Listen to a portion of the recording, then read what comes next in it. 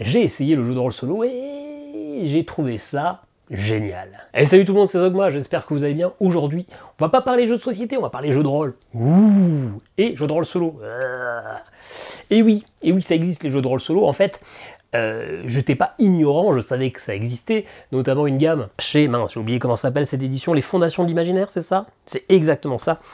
Et parce que j'en avais déjà un depuis finalement un an et demi, mais j'y avais jamais joué parce que ça m'intéressait, j'étais curieux, mais en même temps, je me disais, un jeu où il faut de l'imagination, c'est clairement pas pour moi. Et en plus, dans les jeux de rôle solo, il y a deux types. Un qui ressemble plus du jeu de rôle classique, et un qui finalement est du journaling. Et c'est ce qu'on va surtout voir aujourd'hui d'ailleurs. Et le journaling, c'est quoi? C'est de devoir écrire dans un journal intime, l'histoire de notre personnage. C'est-à-dire qu'on va vous donner potentiellement une petite scène, une petite accroche, et vous allez devoir inventer, vous allez devoir enrichir votre récit avec des descriptions, avec patati. En fait, vous allez écrire un peu votre livre. Sauf qu'à la différence d'un livre où vous êtes responsable de l'histoire de A à Z, là, le jeu va vous donner des contraintes qui fait que vous allez devoir vous adapter. Et moi, ça me semblait quelque chose de totalement impossible, inimaginable, de réussir à me concentrer et de créer une histoire. Parce qu'en vrai, moi, j'ai vraiment aucune putain d'imagination, c'est clairement pas mon point fort.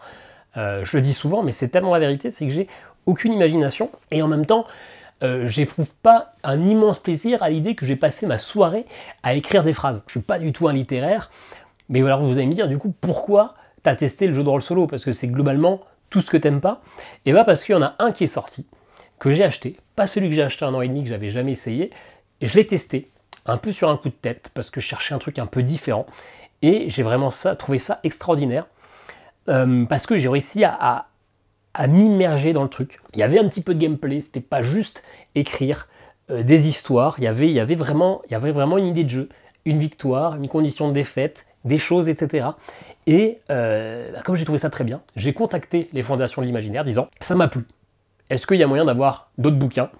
Et ils m'ont dit « bah oui, qu'est-ce que vous voulez ?» Du coup, je leur ai donné un petit listing, et du coup, ils m'en ont envoyé 4, et plus les 2 que j'avais déjà. Et du coup, aujourd'hui, je vais vous parler des 6 jeux de rôle solo que j'ai pu essayer, sachant qu'on va se le faire en mode top. On va parler d'abord de celui que j'ai le moins aimé, et on va aller crescendo jusqu'à mon préféré, à chaque fois en vous expliquant rapidement comment ça marche, et pourquoi j'ai moins aimé, ou pourquoi j'ai apprécié, histoire que si vous êtes intéressé, vous puissiez choisir parmi ceux-là, mais il y en a plein d'autres dans la gamme, allez picorer, peut-être que celui que j'ai le moins aimé, ça va être un de ceux qui va le plus vous parler. C'est pas du tout un classement totalement subjectif, totalement objectif, pardon. Au contraire, c'est totalement en fonction de moi, mes craintes, mes difficultés et mes préférences. Finalement, celui que j'ai le moins apprécié de ceux-là, c'est un des plus récents. D'ailleurs, je crois que c'est le plus récent. C'est Quand les murs me parlent. C'est un jeu d'horreur, un jeu de rôle d'horreur en solo. C'est une œuvre d'Andrew Boyd. Et sur le papier, ça me semblait ultra intéressant. Alors, vous voyez qu'à chaque fois, ce sont des petits bouquins, des petits bouquins de 30 pages. Ils sont tous très bien faits. À chaque fois, vous avez des QR codes, peut-être pas dans celui-là d'ailleurs, avec une playlist d'ambiance, notamment quand vous jouez à un jeu d'horreur, c'est important d'être dans l'ambiance, après vous n'êtes pas obligé. Et puis des petites fiches à imprimer qui souvent sont dans... bon là c'est juste une feuille, alors vous avez un QR code pour imprimer une feuille avec des lignes. Bon, il y a des fois c'est plus intéressant que ça, mais vous avez des fiches de personnages, etc. qui vous aident finalement à avoir votre matériel. Celui-ci, le principe, c'est que quand les murs me parlent, vous allez arriver dans un lieu. Vous êtes un enquêteur un peu du surnaturel, et vous allez tomber sur une pièce, un objet un peu bizarre. Le jeu va vous demander de créer votre deck de rencontre avec 54 cartes. 54 cartes, vous prenez d'un côté les jokers et les piques, ce sont la pioche, je crois, événement, un truc comme ça, vous en choisissez un certain nombre, vous mélangez, et vous remélangez avec un certain nombre de cartes du reste du deck. Ça va vous faire une partie, je crois, en 7 ou 8 tours. En fait, ces cartes que vous allez tirer, ce sont des pièces qui sont tout autour, par exemple d'un train. Moi, je sais que la partie que j'ai fait, on était dans un train, et l'objet qui était en plein milieu, c'était un couteau ensanglanté. Bah oui, forcément, imagination moyenne, hein. Du coup, j'ai trouvé que l'objet en question, c'était un objet ensanglanté. Et à chaque fois, vous tirez une carte. Par exemple, si vous tirez, imaginons, un 2 de cœur, vous allez à la page 2 de cœur, ce sont les murs. Mais il y a une partie avec les murs, une partie avec le plafond, une partie avec le sol. En fait, quand les murs me parlent dans ce jeu, à chaque fois vous allez découvrir une nouvelle pièce de la maison, du train, de la forêt, etc. Et vous, pas la forêt parce qu'il faut qu'il y ait des murs. Et finalement, c'est les murs de l'endroit qui vont vous donner des informations. Mais dans un univers toujours un peu glauque. Là, par exemple, j'ai fait un 2 de cœur, la première carte que je pioche. Il grince, gémit, soupire, vibre, cliquette et tremble. Les murs sont vivants et respirent. Ils protègent leurs occupants des éléments, mais sont impuissants à les protéger d'eux-mêmes. Ça, c'est pour le truc un peu global. Un grondement retentit dans la pièce et les murs s'agitent et se contractent autour d'un cadre fixé là. Il se décroche et se brise sur le sol. Vous le ramassez. Qu'y a-t-il dans le cadre? Quelle note est griffonnée au dos?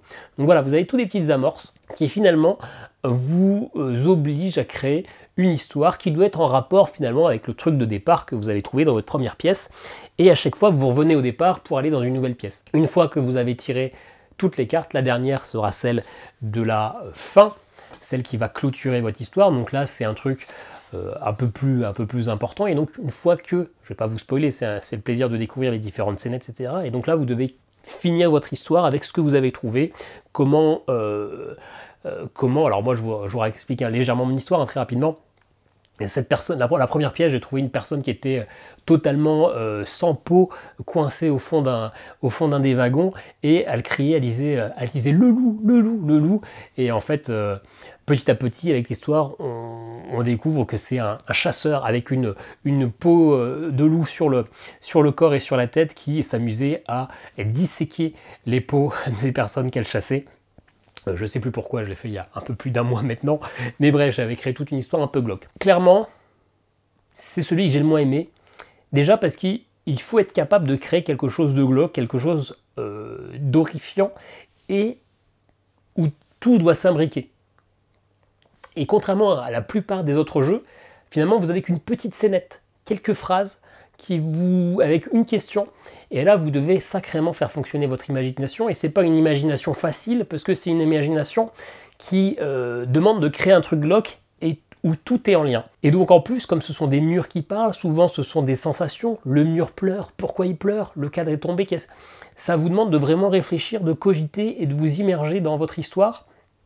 Et j'ai trouvé que le travail d'imagination et d'écriture était compliqué, non pas parce que c'est glauque et que j'ai un frein, une barrière psychologique, non, c'est que je trouvais qu'il fallait vraiment beaucoup d'imagination.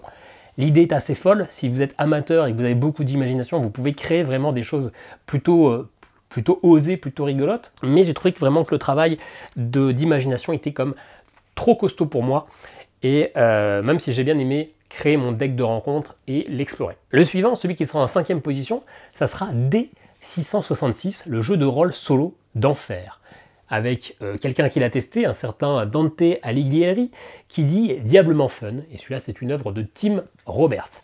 Là du coup, dans ce jeu-là, on est, voilà, le diable veut prendre sa retraite, on est un de ses apprentis, et on va devoir essayer on a un certain nombre de jours pour prendre le contrôle des enfers, torturer des âmes, et finalement essayer d'avoir un certain nombre d'âmes torturées pour finalement être admis comme le véritable apprenti du diable et prendre sa place plus tard.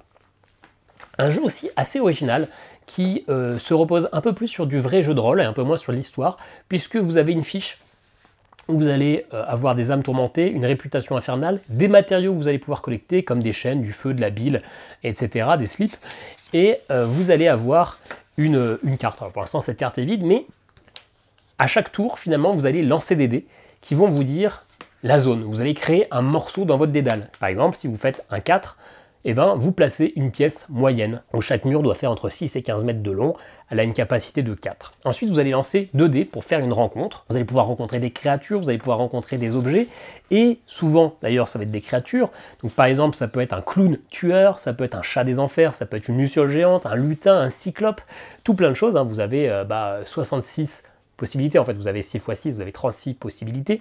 Vous allez pouvoir les combattre avec des lancers de dés, vous allez pouvoir discuter avec eux pour essayer de faire du troc. Vous allez les combattre, vous avez une réputation infernale, donc avant de lancer votre dé, vous pouvez dépenser des points de réputation pour augmenter votre valeur, parce que vous savez que vous aurez plus de chances de battre ou de réussir à convaincre. Et une fois que vous avez fini votre rencontre, si vous avez assez d'objets, de matériaux, dans la salle que vous avez contrôlé, vous allez pouvoir installer des machines infernales, parce que le but c'est de torturer les petits délinquants dont vous êtes responsable jusqu'à ce que vous ayez 20 âmes. Si vous avez 20 âmes, vous avez gagné. Si vous perdez tous vos points de réputation, en foirant des combats, en foirant des événements, bah, vous avez perdu.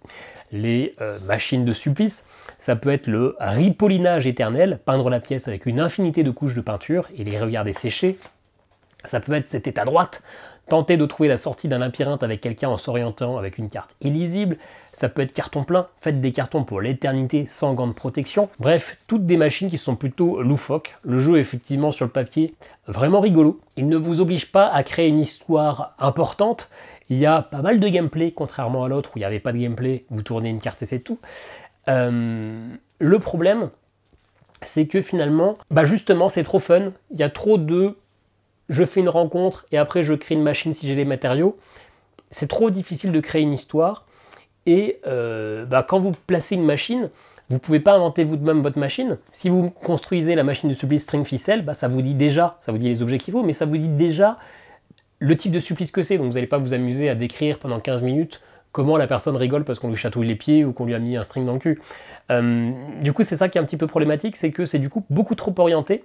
Alors certes, ça vous dit que vous pouvez créer vous-même vos machines, et dans ce cas-là, il faut trouver la machine qui correspond bien aux matériaux que vous voulez dépenser.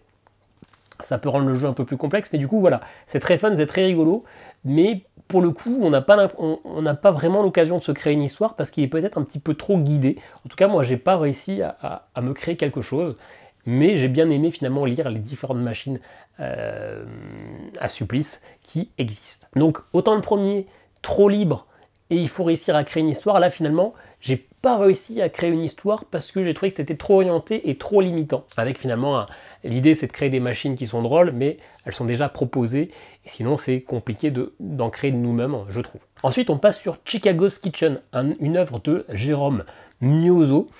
Il est que 3e, mais je pensais clairement qu'il serait... Enfin, du coup, il est 4e, parce qu'on remonte. Je pensais vraiment qu'il serait beaucoup plus haut que ça, parce que j'ai pris beaucoup de plaisir à le lire.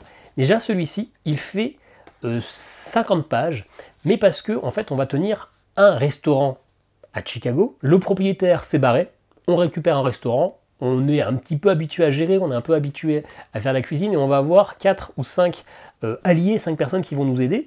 Mais comme ça se passe à Chicago, et qu'on est vraiment au cœur de la ville, en fait, les 20 premières pages, ça nous parle de la ville, la cuisine traditionnelle, des différents éléments phares de la ville, les quartiers, est-ce qu'ils sont plutôt populaires, est-ce qu'ils sont plutôt hype, les différents sports, les différentes équipes de foot, la météo, la vie. Bref, vous avez 20 pages vraiment qui vous parlent de Chicago, comme finalement dans la plupart des jeux de rôle, vous êtes vraiment immergé, et rien que ça, j'ai adoré lire. Alors bon, 10 €, je pouvais le lire sur Wikipédia, hein, mais clairement, ça m'a donné envie. Et celui-ci, je l'ai trouvé assez riche en contenu. Finalement, on va devoir essayer. Finalement, déjà, ce que j'aime beaucoup, c'est quand on va créer des choses, qu'on va lancer des dés pour faire nos fiches de personnages. On va déjà créer notre restaurant, l'ambiance, le nom, son emplacement, hein, et en fonction de son emplacement, comme on a les descriptions des quartiers, on sait quel genre de restaurant ça va être, et on va avoir des caractéristiques. On va après créer notre personnage, femme, homme, s'il a des traits particuliers, son plat préféré, la raison pour laquelle il est devenu propriétaire, notre némésis, les secrets du resto, tout ça, ça va être tiré aléatoirement. Donc vous allez avoir un certain temps où vous allez créer votre personnage, etc. Et ensuite, vous créez les membres de votre staff. Et je vous ai dit, il y en avait 4 ou 5 personnes avec nous qui auront eux aussi du coup un antécédent particulier. Ça peut être un mec qui a des problèmes d'alcool, l'autre qui est un musicien qui est un peu foireux, l'autre ça peut être un ancien militaire. Tout ça, c'est tiré aléatoirement. Vous avez du coup, bam, votre grosse partie initiale où vous immergez dans l'ambiance de votre restaurant. Vous avez l'impression vraiment d'être dans un jeu de rôle. Et après, le jeu commence. Le jeu commence, finalement, vous allez parcourir année après année des saisons. Je crois qu'à chaque saison, il y a 4 événements, je ne sais plus. Donc là, encore une fois, vous lancez des dés. Et du coup, ces événements vont être plutôt riches parce que vous avez déjà, par exemple, obligé de partir pour un enterrement ou un mariage. Quelqu'un que vous appréciez beaucoup est au choix décédé ou va se marier. Il va falloir y aller et ce n'est pas à côté. Vous allez devoir laisser le resto dans les mains de l'équipe quelques jours.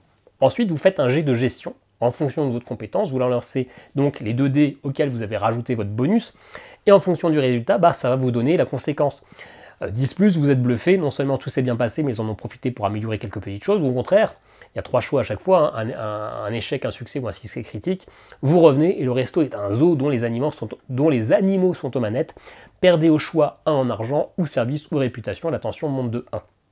Et donc voilà, vous avez des événements, Et la conclusion de ces événements est tirée au dé, et donc à vous de broder, de créer un peu l'histoire, qui a foutu le sbeul, qui va perdre les points de compétence. Vous avez la tension, la pression qui va monter au niveau du resto, et une fois que la pression dépasse, je crois, 6, il y a un mec qui se barre, et il va se passer des choses, et finalement, ce sont toutes des petites scénettes. Et donc finalement, vous n'avez pas besoin de créer une histoire énorme. Cette petite scénette, vous allez pouvoir la résumer en 5 lignes, juste histoire d'être pris un peu dans l'histoire. Mais c'est facile de les créer parce que c'est de la vie de tous les jours.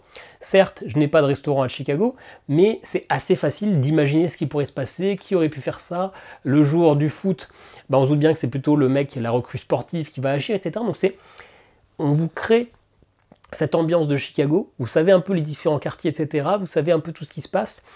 Et vous n'êtes pas obligé d'écrire une histoire. Finalement, chaque événement de saison sont indépendants les uns des autres. Vous pouvez les interconnecter, vous pouvez rappeler au fait, toi la dernière fois je t'ai dépanné quand tu as fait ça, mais finalement c'est assez facile de créer une petite scénette, puis une petite scénette, puis une petite scénette, et de se créer une petite histoire. Et finalement, comme vous avez votre restaurant, le but c'est d'essayer de survivre, de l'améliorer, mais vous allez potentiellement faire banqueroute, perdre.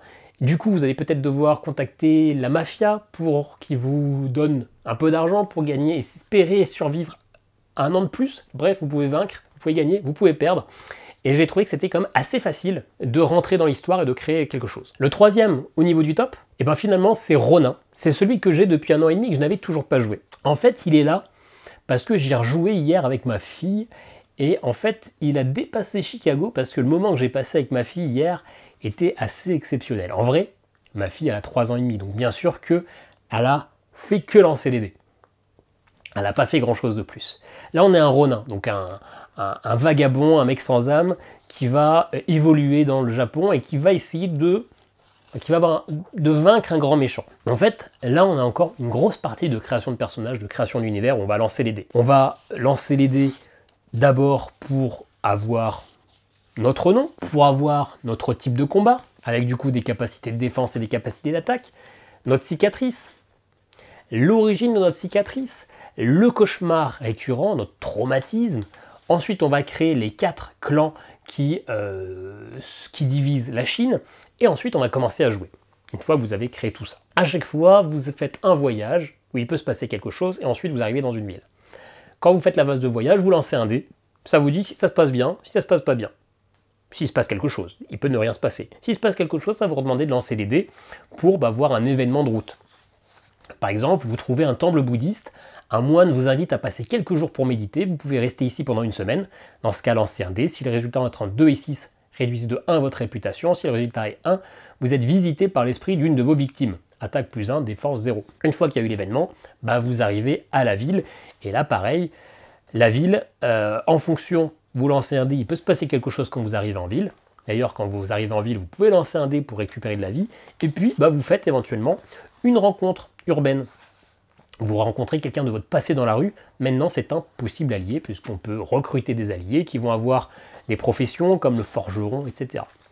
Et de temps en temps, vous allez rencontrer des méchants. En fait, l'histoire va se terminer quand vous aurez vaincu votre 3e méchant.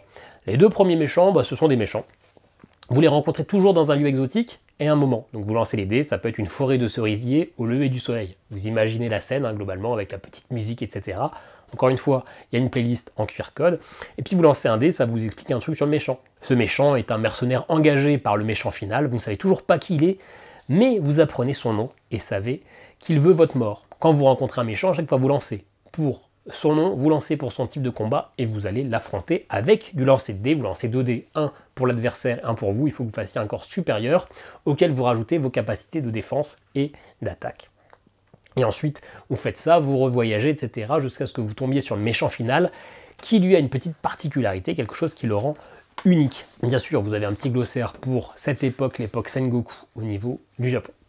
Au départ, il était plus bas parce que je trouvais que le jeu était beaucoup trop guerrier. Je ne suis pas un aficionados du Japon féodal, et du coup je ne suis pas un gros connaisseur de Ronin, de samouraï, etc. Et la plupart des événements, il se passe quelque chose où vous rencontrez un tigre, vous rencontrez quelqu'un qui se fait agresser par telle personne. Quand vous arrivez en ville, vous pouvez rencontrer des soldats. Alors vous n'êtes pas obligé de faire des combats à chaque fois, mais globalement c'est très guerrier. En même temps, vous avez votre style de combat. Ce qui est rigolo du coup, c'est que vous lancez des dés. Moi j'aime lancer des dés, c'est ce qui fait que j'ai été intéressé par ces jeux de rôle. Mais un peu l'impression que chaque rencontre se ressemblent parce que s'il y avait beaucoup de combats et difficile de proposer. Encore une fois, je vous ai dit, j'ai très peu d'imagination et donc j'ai du mal à proposer quelque chose de différent. Ceci dit, j'aimais bien le fait d'à chaque fois, quand je rencontrais un méchant, d'avoir son nom, son style de combat, son univers, est-ce qu'il avait une cicatrice, etc. Je trouvais qu'il y avait comme une belle création d'un univers et que ça donnait envie de jouer. Et hier soir, je sais pas pourquoi, je l'ai sorti avec ma fille, donc elle lançait les dés, et moi je lui racontais l'histoire. Mais du coup, j'écrivais rien, je lui racontais juste une histoire, et quand on faisait les combats, je me jetais sur elle, je lance un truc, après il me donne un coup de pied, etc. Et elle était heureuse.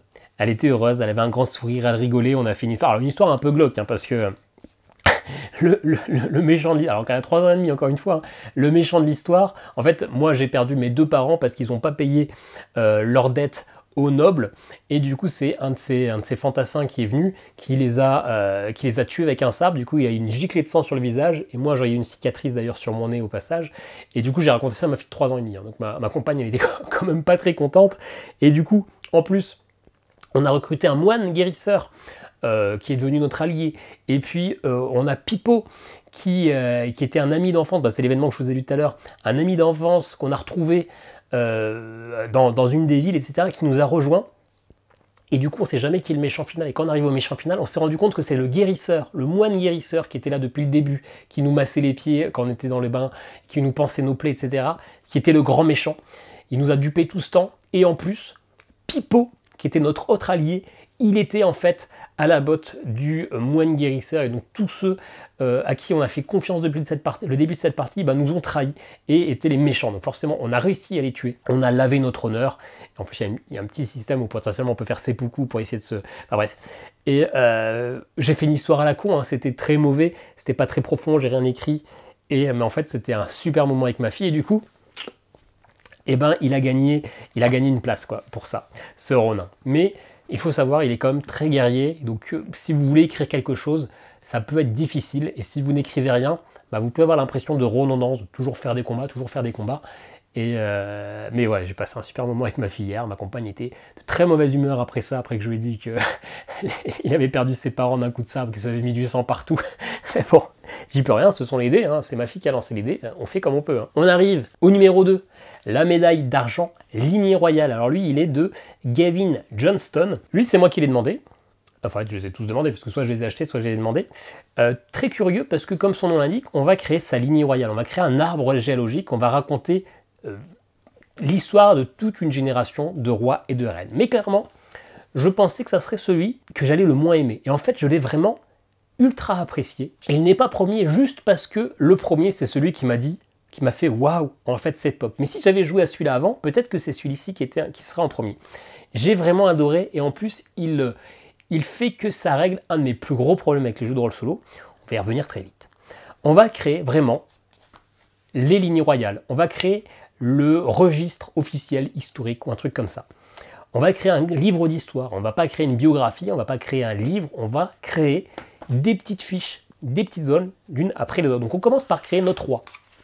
On a un QR code pour aller sur un générateur de noms si on n'y arrive pas. On va lancer des dés pour avoir un sobriquet, comme le sinistre, le fou, l'audacieux, le vaillant, le vicieux. On va avoir une femme, on va lancer les dés, on saura du coup d'où elle vient, quel type c'est. On va lancer des dés, ça va nous dire combien d'enfants on a. On va relancer un autre dé, ça va dire combien d'enfants ont survécu jusqu'à l'âge adulte. On va lancer un dé pour savoir si ce sont des garçons et des filles. On va commencer à créer notre arbre généalogique. Bien. Ensuite, il faut savoir que notre dynastie va se dérouler sur 3 ères. L'ascension, l'âge d'or et la chute. Pour savoir combien d'événements notre roi va vivre, on va lancer un dé. Si c'est 6, on va vivre 6 événements. Si c'est un seul événement. Ensuite, on va faire ces événements les uns après les autres. On va lancer 2 dés et ça va nous dire, par exemple, un marchand demande un patronage pour un voyage dans des contrées lointaines afin de découvrir de nouvelles routes commerciales. Devons-nous consacrer des ressources à un pari aussi risqué? Donc là, vous faites un bref résumé de ce qui va se passer, comme un livre d'histoire. Vous n'avez pas besoin de raconter toute la vie du mec, vous faites un bref résumé. Événement après événement, vous allez retracer les événements majeurs de cette lignée, de ce roi. Une fois que vous avez fait tous les événements, il va mourir. Encore une fois, vous lancez 2 dés et ça va vous dire de quelle manière il va mourir, dans une explosion, dans un accident de carrosse, exécuté, noyé, tombé de cheval, soudainement. Donc à vous de remettre un petit point, et vous allez avoir certains événements qui vont vous dire vous avancez dans l'âge d'or, vous avancez au niveau du déclin, etc. Quand votre personnage est mort, et ben forcément c'est toujours le premier garçon qui devient roi, sinon on va aller voir les cousins, etc. Et quand vous changez finalement que votre principale lignée est morte, vous partez sur les lignées princières, sauf que les princes, eux, ils n'avaient pas prévu de régner, donc ils étaient un petit peu moins focus dessus, donc encore une fois, vous lancez des chevaux et vous allez avoir un petit peu leur tard, ou leur bonus, enfin leur historique. Est-ce qu'il est analphabète, obsédé par les bateaux, cannibale, etc. J'ai trouvé ça ultra fun, parce que c'est facile d'imaginer ce qui a pu se passer dans un univers médiéval, mais non pas asiatique, mais européen. Vous n'êtes pas obligé de créer une histoire, vous allez juste décrire brièvement des événements qui vont s'enchaîner, qui n'auront pas forcément de rapport, parce que finalement vous allez résumer les 60 ans d'un roi en 2-3 événements. Donc vous avez juste à faire quelques phrases, vous n'êtes même peut-être pas obligé d'écrire, vous avez juste à vous poser 1 minute pour réfléchir, et vous allez partir dans des trucs un peu what the fuck, forcément. En fonction de la psyché que vous aurez créée avec un lancer de dés de votre roi, s'il est plutôt sanguinaire ou quoi que ce soit, vous allez avoir des choix un petit peu différents. En fonction de sa femme aussi, de son type, peut-être qu'elle va vous aiguiller dans différentes directions. Mais voilà, j'ai pas une grosse imagination, j'ai pas envie d'écrire toute la soirée, mais ça me permet justement de créer un personnage, quelques événements, son fils, quelques événements, et finalement quand on part du fils, le fils n'est pas forcément comme le père, il peut être totalement différent, donc on repart un peu de zéro, et j'ai trouvé ça vraiment très amusant.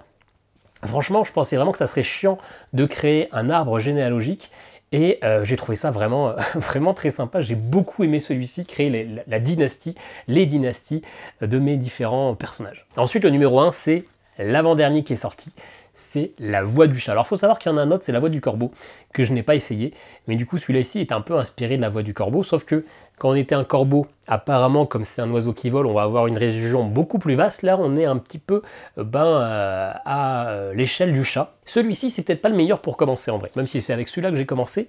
Il est beaucoup plus long, il y a quand même 30 pages de règles, et pas forcément illustré, pas forcément aéré, il y a quand même pas mal de choses à gérer. C'est peut-être pas le plus accessible, mais clairement c'est celui qui va se rapprocher le plus d'un jeu de rôle.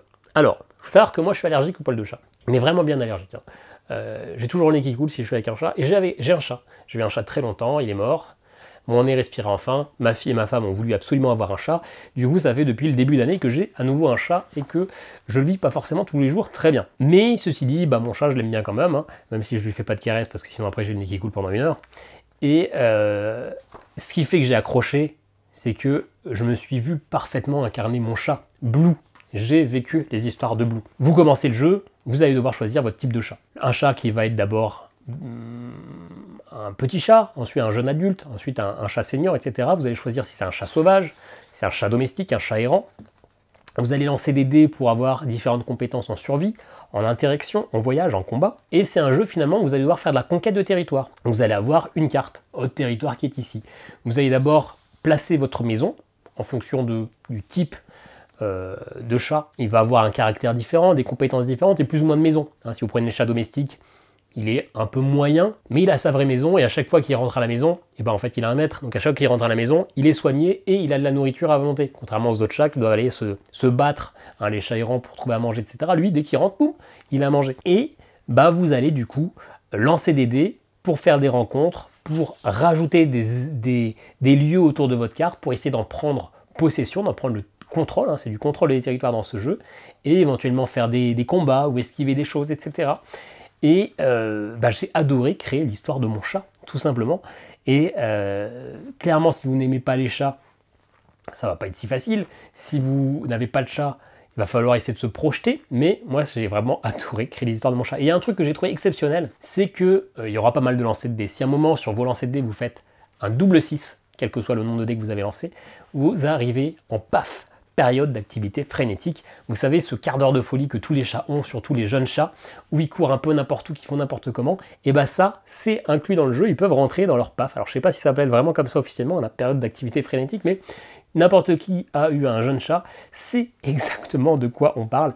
Et j'ai trouvé ça vraiment très cool. J'ai adoré ce jeu parce que j'ai adoré créer l'histoire de mon chat. Encore une fois, je vous le dis, je vous le répète, mais c'est très important. Il y a pas mal de règles, pas mal de gestion de compétences, pas mal de gestion de lancer de dés. Il est assez riche, mais thématiquement, il marche très bien. Au niveau des scénettes, pour le coup, il il propose vraiment des rencontres. Mais finalement, globalement, hein, je trouvais que les accroches étaient un peu plus larges. Ça peut être déclencher une PAF, ça peut être forte pluie, faites un test de chasseur pour vous abriter, ou vous êtes trempé et frigorifié. Tous les tests de compétences dans les 4 prochaines cases que vous traversez sont effectués avec timidité. Ça peut être vous vous blessez à la patte sur un objet pointu et subissez une blessure. Ça peut être de hautes herbes relient lieu à toutes les cases qui sont connectées. Vous pouvez faire un test de rôder au début de votre tour dans la prochaine case que vous visitez pour y déplacer sans faire de rencontre. Donc ça va être des accroches plus liées au voyage, à la rencontre. À vous de créer cette petite histoire. Il faudra faire un lancer de dés. Donc finalement, j'ai trouvé que c'était trop précis, mais sans enrobage. Donc voilà, il faut faire cet effort de créer votre petite histoire. Mais comme j'aime quand même mon chat, c'était pas très difficile de l'imaginer faire quelque chose. Beaucoup plus facile d'imaginer quelque chose de concret que de quelque chose d'irréel. Ceci dit, il y a plusieurs univers. Ce jeu-là vous propose 5 univers avec les mêmes règles. Le chat des villes, tout classique. Le miaouilleur des mondes, donc la guerre des mondes, voilà, pardon. On a aussi un univers de pirates, on a un univers avec des chats égyptiens, on a Chalien, la version alien, et puis on a un chat dans l'espace, je sais plus comment il s'appelle, mais bref, on a un truc de chat dans l'espace. Et puis il y a aussi une petite partie derrière qui vous explique comment créer votre propre scénario, vos propres événements, avec la probabilité qu'on peut avoir avec les lancers de dés, etc. Je l'ai trouvé assez riche, assez complet, peut-être un peu plus complexe que les autres, et qui nécessite, d'ailleurs il est un peu plus cher, hein, comme il est plus complet, il est à 17 €, mais c'est lui qui m'a donné le coup de cœur, et qui m'a fait que j'ai beaucoup aimé jouer à des jeux de rôle. Alors, c'est un jeu de rôle bien particulier, c'est du journaling. Il y a d'autres jeux où finalement vous allez utiliser des oracles pour vous arriver dans un lieu. Comme si vous aviez un MJ, vous dit je cherche dans ce lieu pour voir s'il y a quelqu'un. Normalement, c'est le MJ qui lance les dés et qui dit là, quand vous jouez en solo un peu plus différent, vous lancez un dé, c'est un oracle, de telle valeur à telle valeur c'est non, de telle valeur c'est oui, de cette telle valeur c'est oui et en plus. Vous avez un moyen de faire un jeu de rôle un peu plus traditionnel. C'est pas de ça dont on parle aujourd'hui, c'est quelque chose de très différent, qui est aussi tout à fait correct. Là, on va vraiment parler de ces jeux qui sont journaling. Il y a d'autres éditeurs qui font ça, mais comme j'ai testé La Voix du Chat, j'ai contacté la Fondation de l'Imaginaire qui m'a répondu le jour même pour dire que oui, ils étaient intéressés. Forcément, hein, je fais de la pub. Et en plus, en leur disant que j'ai beaucoup aimé. Et clairement, j'ai adoré La Voix du Chat, j'ai adoré Lignée Royale, j'ai adoré le moment que j'ai passé hier avec ma fille. Du coup, on n'est plus tout à fait dans le jeu de rôle solo. Chica's Ghost Kitchen, j'ai eu beaucoup de facilité à m'intégrer dans l'univers, mais finalement, c'est peut-être celui que je retiens quand même un peu moins parce que c'était plus des situations de tous les jours d'un resto, et c'est vrai que ça m'a moins vendu du rêve, mais j'ai adoré comprendre le fonctionnement de Chicago. Et dès 666, c'est quand les murs me parlent, qui sont des propositions très différentes, très originales. J'ai eu un peu de mal à rentrer parce que celui-ci faisait trop fonctionner mon mini imaginaire, et celui-ci finalement pas assez. Étonnamment, mais qui sont quand même des choses tout à fait originales et plutôt fun.